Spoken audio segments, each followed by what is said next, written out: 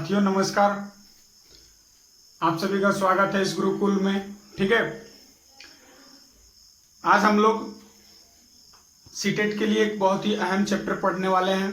ठीक है, जो कि बहुत ही इम्पोर्टेंट है। क्वेश्चंस आते ही आते हैं इन चैप्टर से।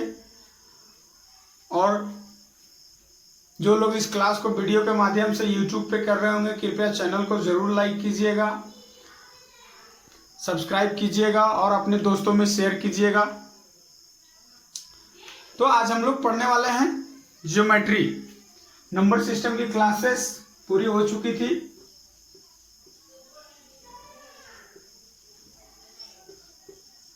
ज्यामिति इसको बोलते हैं। ठीक है,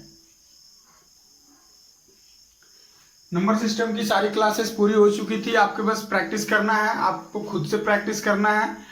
जो थ्योरेटिकल पोर्शन है वो हमने बता दिया आपको, अब आपको प्रैक्टिस करना है। तो ज्योमेट्री, चलिए हम लोग शुरू करते हैं। ज्योमेट्री बेसिकली होता क्या है? ज्योमेट्री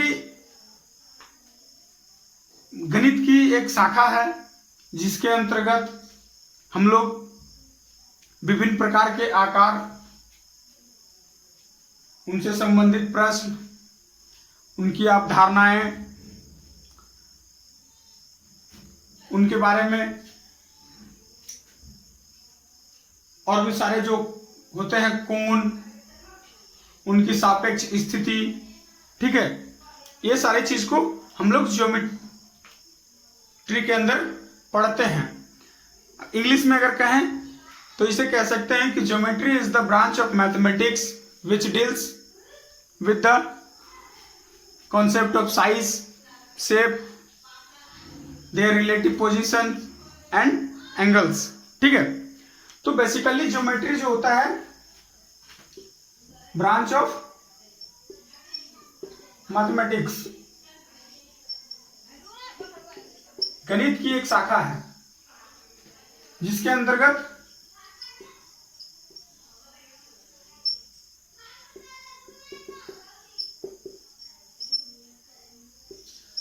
हम लोग साइज, शेप को पढ़ते हैं।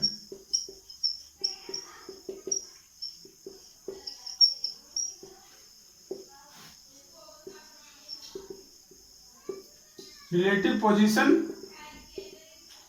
And their angle also. Okay,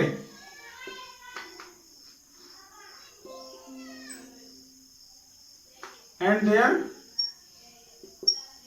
angle also. Okay, ज्यामिति गणित की एक शाखा है जिसके अंतर्गत हम लोग विभिन्न प्रकार के साइज, शेप, उसके रिलेटिव पोजीशन यानी सापेक्ष स्थिति, विभिन्न चित्रों का, इसके बारे में हम लोग पढ़ते हैं। बेसिकली ज्योमेट्री जो होता है 2 पार्ट्स में डिवाइडेड होता है। ठीक है, एक होता है प्लेन ज्योमेट्री,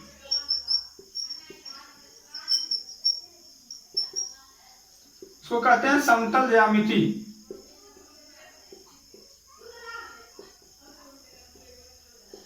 और दूसरा होता है सॉलिड ज्योमेट्री।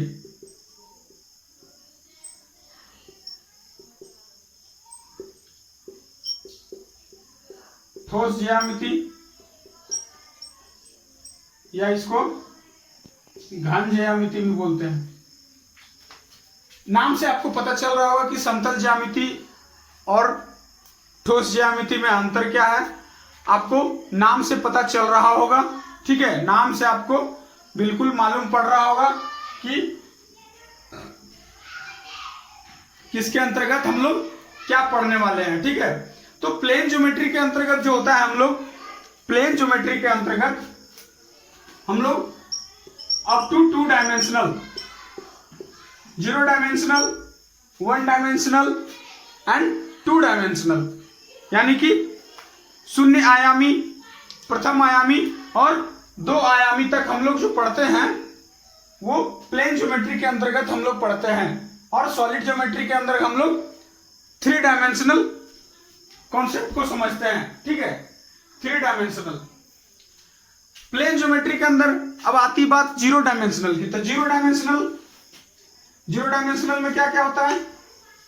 तो जीरो डायमेंशनल कहने का क्या मतलब है कि उसका कोई डायमेंशन नहीं है, ठीक है, जीरो डायमेंशनल।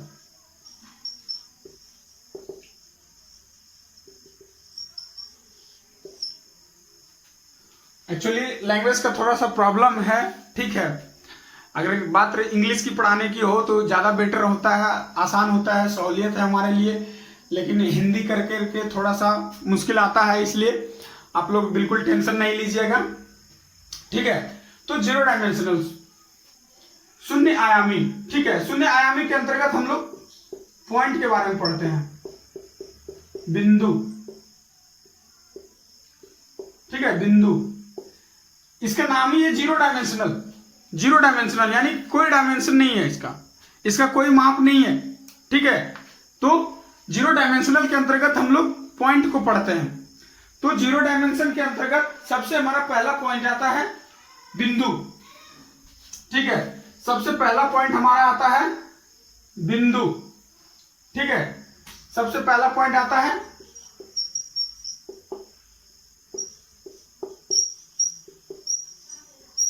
बिंदु।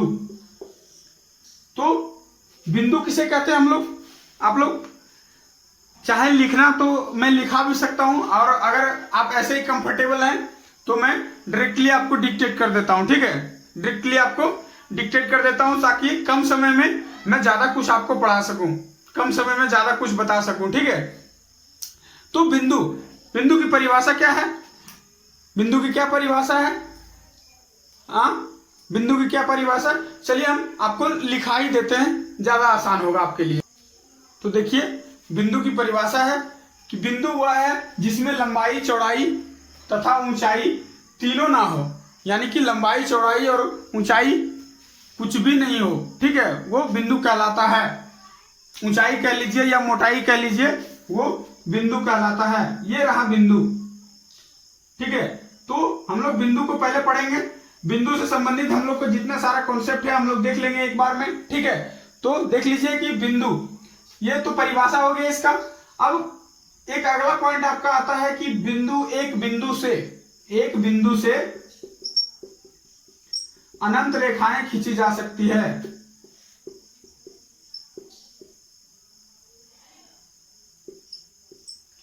अनंत रेखाएं खींची जा सकती है,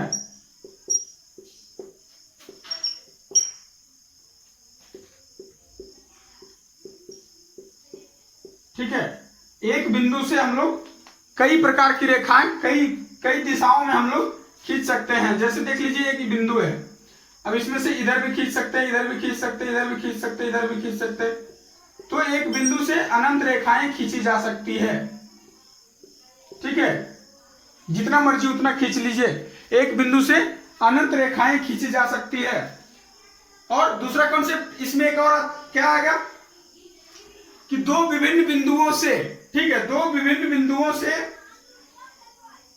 केवल और केवल एक रेखाएं खींची जा सकती है, ठीक है। दो बिंदुओं से केवल और केवल एक रेखाएं खींची जा सकती है।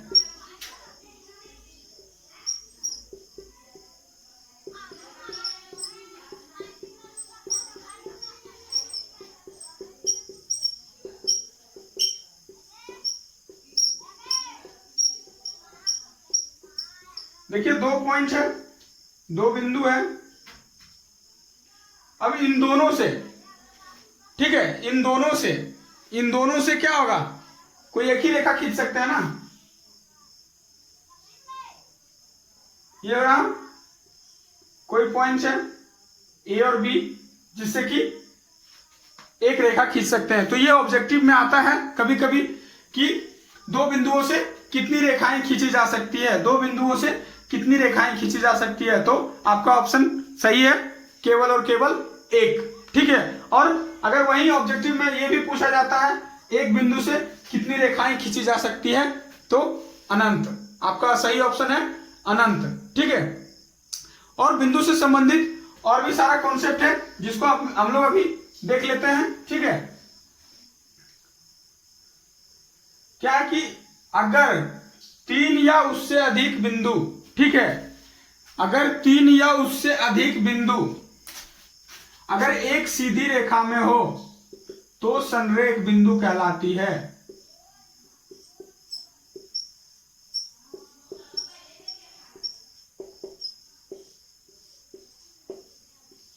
ठीक है, 3 या उससे अधिक बिंदु अगर एक सीधी रेखा में हो तो वो संरेख बिंदु कहलाती है, और यदि वे एक सीधी रेखा में नहीं होते हैं तो असंरेख बिंदु कहलाती है। ठीक है, ये हो गया कोलिनियर और ये नॉन कोलिनियर। ठीक है, अगर 3 या उससे अधिक बिंदु एक सीधी रेखा में हो तो संरेख बिंदु यानी कि कोलिनियर पॉइंट कहलाता है, और अगर एक सीधी रेखा में नहीं हो तो असंरेख यानी नॉन कोलिनियर पॉइंट कहलाता है। तो ये देखिए, संरेख बिंदु और असंरेख बिंदु, ये ऑब्जेक्टिव टाइप में इसी तरह का क्वेश्चन आपसे डायरेक्टली पूछ दिया जाता है। ठीक है, कभी कभी जैसे होता है असंरेख बिंदु क्या है। ठीक है, आपका या तो फिर दे दिया रहेगा अगर 3 बिंदु है, 3 से अधिक बिंदु है एक सीधी रेखा में नहीं हो तो क्या कहलाती है। आपका नीचे ऑप्शन दिया हुआ, उसमें से एक ऑप्शन आपका असंरेख बिंदु है, तो आपका सही ऑप्शन क्या होगा, असंरेख बिंदु। ठीक है, तो यहां पे देखिए ABCD आपका जो है एक सीधी रेखा में है तो ये क्या कहलाएंगे, संरेख बिंदु कहलाएंगे। लेकिन यही X, Y, Z और P बिंदु तीनों चारों सीधी रेखा में नहीं है तो ये असंरेख बिंदु कहलाएंगे। ठीक है, असंरेख बिंदु कहलाएंगे। अगर 2 बिंदु हो, ठीक है, 2 बिंदु हो तो 2 बिंदु से हम लोग क्या कर सकते हैं, केवल और केवल एक रेखा खींच सकते हैं। ठीक है, केवल और केवल एक रेखा खींच सकते हैं जो कि संरेख होगी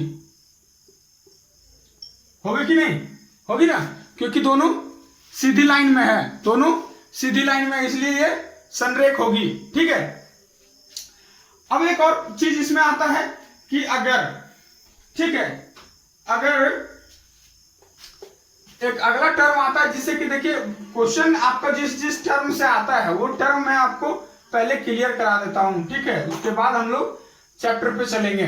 तो जो टर्म क्वेश्चन जिस टर्म से पूछे जाते हैं, एक आता है एक वृत्तीय, ठीक है, आता है एक वृत्तीय बिंदु यानी कौन साइक्लिक पॉइंट, एक वृत्तीय बिंदु,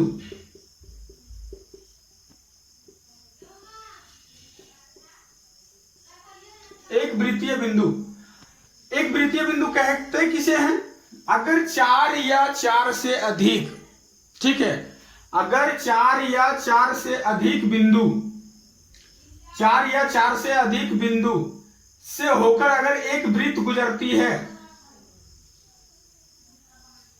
ठीक है, 4 या 4 से अधिक बिंदु से होकर अगर एक वृत्त गुजरती है तो उसे एक वृत्तीय बिंदु कहते हैं, एक वृत्तीय बिंदु कहते हैं। यहां पर ABCD जो है एक वृत्तीय बिंदु है। ठीक है, वृत्त थोड़ा गोल नहीं बन पाया है, आप इसे ध्यान से लेकिन देख लीजिए, कॉन्सेप्ट को बस समझिए, आप कॉन्सेप्ट को समझिएगा, सब कुछ समझ में आ जाएगा आपको, इसलिए कॉन्सेप्ट को पहले समझिए। ठीक है, कॉन्सेप्ट को समझ लीजिए। एक यानी कि 4 या 4 से अधिक बिंदुएं जिससे कि होकर अगर एक वृत्त गुजरती है तो वो कौन साइक्लिक पॉइंट यानी एक वृत्तीय बिंदु कहलाती है, एक वृत्तीय बिंदु कहलाती है। एक वृत्त जो होता है क्या होता है, एक वृत्त हमेशा 3 या उससे अधिक, है ना, 3 या उससे अधिक असंरेख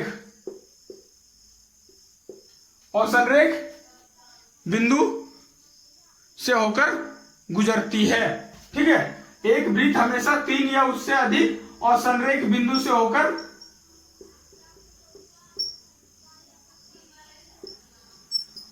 गुजरती है। ठीक है, ये आप ये सब चीज ध्यान दीजिएगा क्योंकि यही सब चीज से क्वेश्चन आता है। ठीक है, आपका जो ऑब्जेक्टिव क्वेश्चन होगा ये लगभग इसी टाइप के टर्म से क्वेश्चन आपका डायरेक्टली पूछ दिया जाता है। ठीक है, डायरेक्टली इस टर्म से क्वेश्चन कभी कभी पूछा जाता है। तो ये रहा हमारा 0 डायमेंशनल यानी शून्य आयामी। अब देखिए एक आयामी यानी कि 1 डायमेंशनल। 1 डायमेंशनल में हम लोग क्या क्या पढ़ते हैं?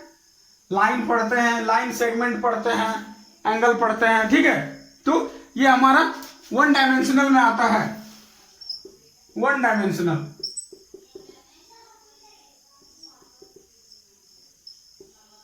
से 1D भी कहते हैं। 1D 2D 3D आप लोगों ने ऑलरेडी नाम सुन चुका होगा। ठीक है, नाम सुन चुका होगा आई होप। तो इसमें सबसे पहला आता है लाइन। क्या आता है? लाइन यानी रेखा। ठीक है, लाइन। लाइन किसे कहते हैं? लाइन किसे कहते हैं? तो एक सरल रेखा,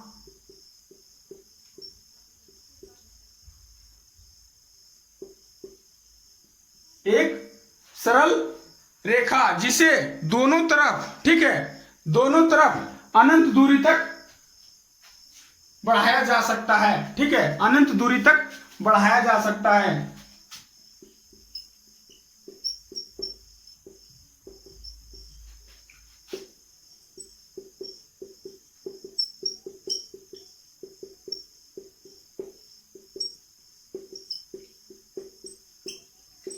क्लियर है? ये देखिए, line has no end points. English में इसे कहते हैं कि a line has no end point. इसमें कोई भी एंड पॉइंट नहीं है, ये आपका इन्फिनाइट तक जा रहा है। ठीक है, ये बीच में आपका 2 पॉइंट है, बीच में तो अनंत पॉइंट है, लेकिन आपका जो है वो अनंत तक जा रही है। A line has no end point यानी कि इसमें कोई भी अंत बिंदु नहीं होती है। ठीक है, अंत बिंदु नहीं होती है। वही एक दूसरा टर्म आता है आपका रेखाखंड। रेखाखंड, line segment. Line segment, line segment किसे कहते हैं? रेखाखंड किसे कहते हैं? रेखा का खंड यानी कि रेखा का एक टुकड़ा। रेखा का एक टुकड़ा यानी कि एक टुकड़ा हम काट के अलग कर लिए। दैट मीन्स कि इसमें एंड पॉइंट है, अंत बिंदु इसका है, कहीं ना कहीं इसका अंत बिंदु है। ठीक है, कहीं ना कहीं अंत बिंदु है। तो रेखाखंड रेखा का एक टुकड़ा होता है जिसका 2 अंत बिंदु है। ठीक है, रेखा का ही एक टुकड़ा है जिसका कि 2 अंत बिंदु है। ठीक है, जिसका कि 2 अंत बिंदु है, यानी कि line segment has 2 and points. ठीक है, line segment has 2 and points. अगला टर्म आपका आता है रे यानी किरण। ठीक है, किरण किसे कहते हैं?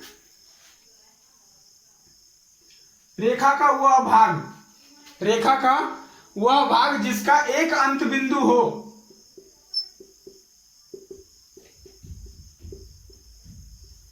एक अंत बिंदु हो जबकि दूसरा कोई अंत बिंदु ना हो। हम लोग अगर कितना दूर तक भी इसे आगे की ओर बढ़ाएं तो ये इसका कभी कोई अंत ना हो। ठीक है, इसका कभी कोई अंत ना हो। अगर मान लीजिए, देखिए, अगर इस तरह से लिखा हुआ है, दैट मीन्स आपको यह समझना है कि PQ जो है एक किरण है। PQ जो है एक किरण है, आपको इस तरह से डिनोट किया हुआ मिल सकता है। ठीक है, आपको डिनोट किया हुआ मिल सकता है, इसलिए आप इसे समझिएगा कि ये PQ जो है एक रे है, एक किरण है जो कि P पर एंड पॉइंट है और Q जो है इन्फिनाइट तक जा रही है। Q जो है इन्फिनाइट तक जा रही है। देखिए, अगला टर्म आपका आता है पैरेलल लाइंस। ठीक है, समानांतर रेखाएं, इसको अप्रतिच्छेदी रेखाएं भी कहते हैं। अप्रतिच्छेदी रेखा, इसलिए इस चीज को, इस टर्म को ध्यान में रखिएगा। समानांतर रेखा को अप्रतिच्छेदी रेखा भी कहते हैं। प्रतिच्छेद करना मतलब कटाक्ष काटना, ठीक है। जबकि अ लगा हुआ है, अ लगा हुआ है दैट मीन्स कि अप्रतिच्छेदी है। ये अप्रतिच्छेदी लगा हुआ है दैट मीन्स कि ये कभी एक दूसरे को नहीं काटता होगा।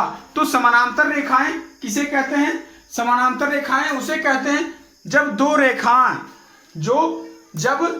रेखाएं आपस में कभी न मिले तथा उसके बीच कोई उभयनिष्ठ बिंदु न हो, यानी कि कोई कॉमन पॉइंट न हो, चाहे वह दोनों तरफ कितनी भी दूर बढ़ाई जाए, तो ये समानांतर रेखाएं कहलाएगी, ठीक है। समानांतर रेखाएं कहलाएगी। समानांतर रेखाओं के बीच की लंबवत दूरी, समानांतर रेखाओं के बीच की लंबवत दूरी हमेशा समान होती है। यानी कि किसी भी जगह अगर दोनों के बीच की दूरी को मेजर करेंगे, हम लोग दोनों के बीच की दूरी को नापेंगे तो हमेशा बराबर होगी। पहला पॉइंट आपका यही है कि दो समानांतर रेखाओं के बीच लंबवत दूरी हमेशा समान होती है। लंबवत दूरी यानी कि इन दोनों के बीच की दूरी हमेशा बराबर होगी, ठीक है। इन दोनों के बीच की दूरी हमेशा बराबर होगी। यहां पर P और Q जो है, ठीक है, देखिए एक ये ले लीजिए P Q A B। तो पैरेलल लाइन का जो हम लोग संकेत देते हैं, ठीक है, पैरेलल लाइन को किस संकेत से डिनोट किया जाता है? तो पैरेलल लाइन को हम लोग इस तरह से डिनोट करते हैं कि P Q parallel to, parallel देखिए खड़ी, यानी 11 की तरह दो लाइन खड़ी अगर रहे तो उसे पैरेलल पढ़ा जाता है। P Q parallel to A B। अगर इस तरह से कहीं लिखा हुआ है, आपको मिल रहा है, दैट मीन्स आपको समझना है कि दो रेखा है P Q और A B जो कि दोनों समानांतर है, यानी दोनों पैरेलल है।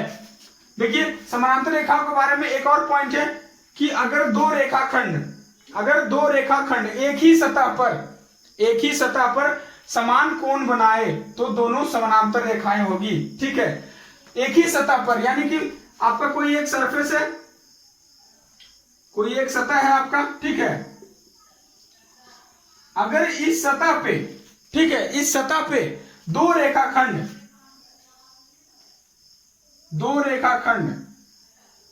अगर बराबर कोण बनाती है सतह के साथ, दैट मीन्स कि ये जो लाइन होगी ये दोनों पैरेलल लाइन होगी, ठीक है, ये दोनों पैरेलल लाइन होगी। अगर x1 मान लीजिए ये x2 है, अगर x1 बराबर x2 है, दैट मीन्स कि लाइन जो A है पैरेलल टू लाइन B, यानी कि A और B जो है ये दोनों हमेशा समानांतर होगी।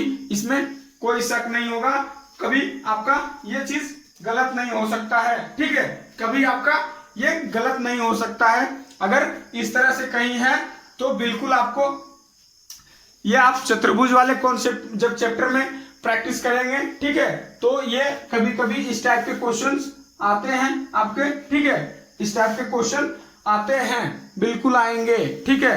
ये कोण से संबंधित क्वेश्चन आते हैं इस कॉन्सेप्ट के बेसिस पे कि दो रेखाखंड अगर एक ही सतह पे समान कोण बनाए तो क्या वो दोनों रेखाखंड पैरेलल हो सकती है, समानांतर हो सकती है या नहीं, ठीक है। ये आपका इस कॉन्सेप्ट पे डायरेक्टली कभी कभी क्वेश्चन आपको पूछ दिया जाता है। तो ये रहा आपका वन डायमेंशन में हम लोग रेखाखंड, किरण और पैरेलल लाइंस के बारे में पढ़े। अब हम लोग 2 डायमेंशनल के बारे में पढ़ते हैं। 2 डायमेंशनल, आपको नाम से पता चल रहा होगा कि 2 डायमेंशनल यानी कि हमें एक्स और वाई दोनों कोऑर्डिनेट की बात करेंगे, ठीक है, एक्स और वाई दोनों कोऑर्डिनेट की बात करेंगे तभी हमारा वो 2 डायमेंशनल कहलाएगा। अभी हम लोग 1 डायमेंशनल की बात कर रहे थे, यानी सिर्फ एक कोऑर्डिनेट की हम लोग बात कर रहे थे, ठीक है, एक कोऑर्डिनेट की बात कर रहे थे। आप आगे चल करके अगर 1D 2D 3D अगर अलग अलग पढ़ेंगे तो और भी ज्यादा आपको समझ में आएगा, लेकिन फिलहाल हमें सिर्फ इस कॉन्सेप्ट से काम है और हमें सिर्फ इस कॉन्सेप्ट पे ध्यान देना है। तो चलिए हम लोग टू डायमेंशनल की ओर चलते हैं। तो देखिए टू डायमेंशनल में हमारा सबसे पहला चीज है कोण, एंगल। एंगल कहते किसे हैं कि जब दो रेखाखंडों या किरणों का एक ही अंत बिंदु हो, जब दो रेखाखंड या किरणों का एक ही अंत बिंदु हो तो इससे बनी आकृति कोण कहलाती है। और जो उन रेखाखंड या किरण का जो अंत बिंदु होता है वो कोण का शीर्ष कहलाता है। ये कोण का शीर्ष कहलाता है, ये कोण का शीर्ष कहलाता है। यानी कि उन रेखाखंडों या किरणों का जो अंत बिंदु होता है वो कोण का शीर्ष कहलाता है। तो कोण की क्या परिभाषा निकली कि जब दो रेखाखंड या दो किरणों का एक ही अंत बिंदु हो तो इससे बनी आकृति को कोण कहते हैं। और अंत बिंदु जो होता है उन रेखाखंडों का अंत बिंदु वो कोण का शीर्ष कहलाता है। शीर्ष यानी कि वर्टेक्स कहलाता है, ठीक है, वर्टेक्स कहलाता है। अब देखिए कोण को तो हम लोग समझ लिए कोण किसे कहते हैं। अब इसके प्रकार को पढ़ते हैं हम लोग, इसके प्रकार को जानते हैं। ये बहुत छोटा छोटा चीज है, इसको हम शॉर्ट में पढ़ाएंगे, ठीक है। आपको पहले से बहुत कुछ पता होगा। तो कोण में सबसे पहला कोण आता है एक्यूट एंगल, यानी कि न्यून कोण। एक्यूट एंगल, न्यून कोण वह कोण जिसकी माप 90 डिग्री से कम हो, ठीक है, 90 डिग्री से कम हो, वह कोण जिसकी माप 90 डिग्री से कम हो न्यून कोण कहलाती है। दूसरा आता है राइट एंगल, यानी समकोण। वह कोण जिसकी माप 90 डिग्री हो, वह कोण जिसकी माप 90 डिग्री हो समकोण कहलाता है। आपका अगला आता है अधिक कोण, यानी ऑब्ट्यूस एंगल। अधिक कोण,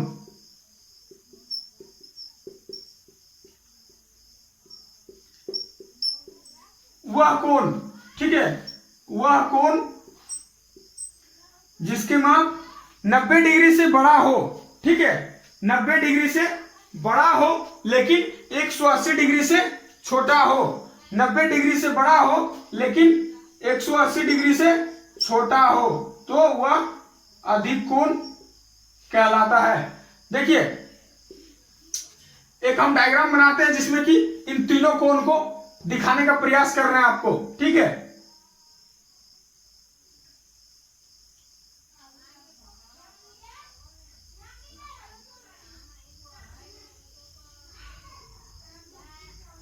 ये आपका देखिए x1 मान लीजिए और ये आपका x2 डिग्री मान लीजिए, ठीक है, x1 डिग्री और x2 डिग्री, ठीक है।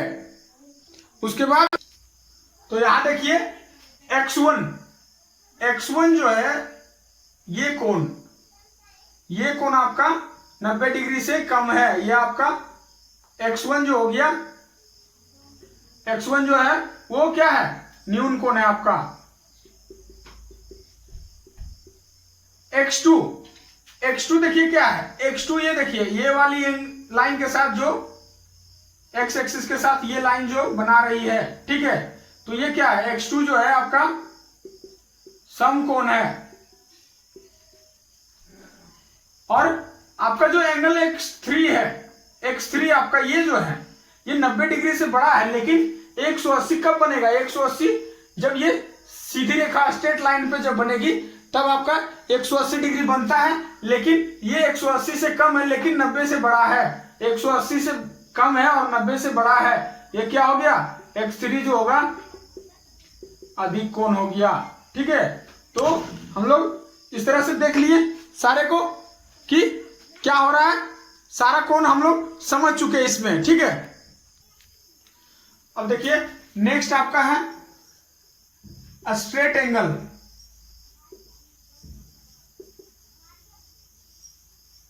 यानी कि रिजु कोण, इसको हिंदी में कहते हैं रिजु कोण।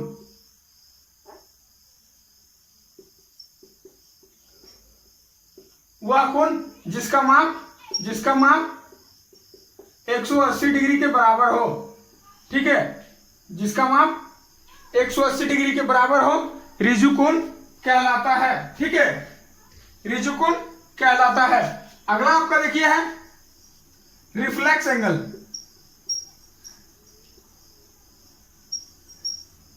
यानी कि पुनर्युक्त कोण।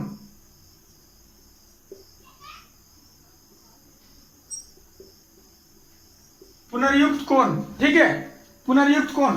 आप एक चीज देख रहे होंगे सारे कोण में कि न्यून कोण से शुरू हो रहा है, ठीक है, यानी कि 90 से कम में शुरू हो रहा है और धीरे धीरे बढ़ता जा रहा है, ठीक है। पहले हम लोग 90 से कम पढ़े, फिर 90 पे आए, फिर 90 से अधिक पढ़े, फिर 180 पे आए, अब 180 से अधिक पढ़ेंगे। तो 180 से अधिक वाले को रिफ्लेक्स एंगल, ठीक है, रिफ्लेक्स एंगल पुनर्युक्त कोण कहते हैं, पुनर्युक्त कोण कहते हैं। यानी कि इसका मान जो होता है 180 डिग्री से बड़ा और 360 डिग्री से छोटा, ठीक है। ये जो देखिए एक्स हम हर जगह डिनोट कर रहे हैं, ये कोण को डिनोट कर रहे हैं कि अगर कोई कोण का माप, ठीक है, अगर कोई कोण का माप 180 डिग्री से बड़ा हो लेकिन 360 डिग्री से छोटा हो तो वो पुनर्युक्त कोण कहलाएगा, ठीक है, पुनर्युक्त कोण कहलाएगा। और इसके आगे एक आता है कंप्लीट एंगल।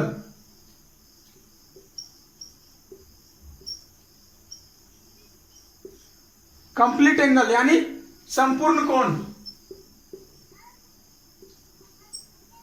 कंप्लीट मतलब पूरा, पूर्ण, ठीक है। तो कंप्लीट एंगल जो होता है वो 360 डिग्री के बराबर होता है। यदि किसी कोण का माप 360 डिग्री है तो वो एक कंप्लीट एंगल कहलाता है। तो एक हम लोग चलिए डायग्राम बनाते हैं, उसमें हम लोग स्ट्रेट एंगल, रिफ्लेक्स एंगल और कंप्लीट एंगल तीनों के बारे में पढ़ते हैं। देखिए ध्यान से देखिएगा बारी बारी से। स्ट्रेट एंगल के लिए, स्ट्रेट एंगल जिसका मान 180 डिग्री हो, ठीक है, जिसका मान 180 डिग्री हो, तो ये पूरा 180 डिग्री का कोण बना रहा है, तो ये क्या कहलाएगा स्ट्रेट एंगल। यानी कि ये देखिए स्ट्रेट लाइन पे बना हुआ है, ये स्ट्रेट लाइन पे बना हुआ है, ठीक है, ये स्ट्रेट लाइन पे बना हुआ है आपका, तो इसीलिए ये स्ट्रेट एंगल कहला रहा है, ठीक है। यहां जो क्या है, अगर कोई पॉइंट अगर आप दिखाना चाहें तो आप दिखा सकते हैं एबीसी। यहां पे एंगल एबीसी जो होगा 180 डिग्री के बराबर होगा और ये स्ट्रेट एंगल कहलाएगा। और वही बात करते हैं हम लोग रिफ्लेक्स एंगल की, रिफ्लेक्स एंगल की। तो ये देखिए रिफ्लेक्स एंगल 180 डिग्री से भी बड़ा है, रिफ्लेक्स एंगल 180 डिग्री से भी बड़ा है। तो ये जो कोण हमारा बनेगा, ये जो कोण हमारा बनेगा वो क्या होगा 180 डिग्री से बड़ा होगा, ठीक है, 180 डिग्री से बड़ा होगा। और ये क्या कहलाएगा रिफ्लेक्स एंगल यानी पुनर्युक्त कोण। एंगल एबीसी, एंगल एबीसी बराबर क्या हो जाएगा, एबीसी जो होगा 180 से बड़ा है जबकि 360 से छोटा है, ठीक है। और अब एक कंप्लीट एंगल, कंप्लीट एंगल आपका नाम ही से पता चल रहा है कंप्लीट है, तो यानी कि पूरा कंप्लीट है। ये कंप्लीट एंगल यानी कि 360 डिग्री का बना रहा है। तो ये रहे कोण के प्रकार और कोण से संबंधित जो भी टर्म्स हैं इससे, ठीक है, कोण से संबंधित जितने प्रकार के टर्म्स हैं उसको हम लोग अगले क्लास में करेंगे, ठीक है। कोण से संबंधित जितने भी तथ्य कह लीजिए, उसको शब्द कह लीजिए, टर्म्स रिलेटेड टू एंगल हम लोग अगले क्लास में पढ़ेंगे। यहाँ हम लोग पॉइंट पढ़ लिए, लाइन पढ़ लिए, लाइन सेगमेंट पढ़ लिए, रे पढ़ लिए, पैरेलल लाइन पढ़ लिए और एंगल पढ़ लिए, एंगल के टाइप भी हमने देख लिया, ठीक है। तो अभी ज्योमेट्री के लगातार क्लास चलेंगे इस चैप्टर के, ठीक है। ये कम से कम 2-3 क्लास लग जाएगा इसमें, इसलिए आप लोग आराम से पढ़िए, कोई दिक्कत नहीं है। हम टू द पॉइंट डायरेक्टली, जहां से क्वेश्चन आता है वहां से डायरेक्ट आपको पढ़ाएंगे, ठीक है। और बाकी अगले क्लास में। Thank you.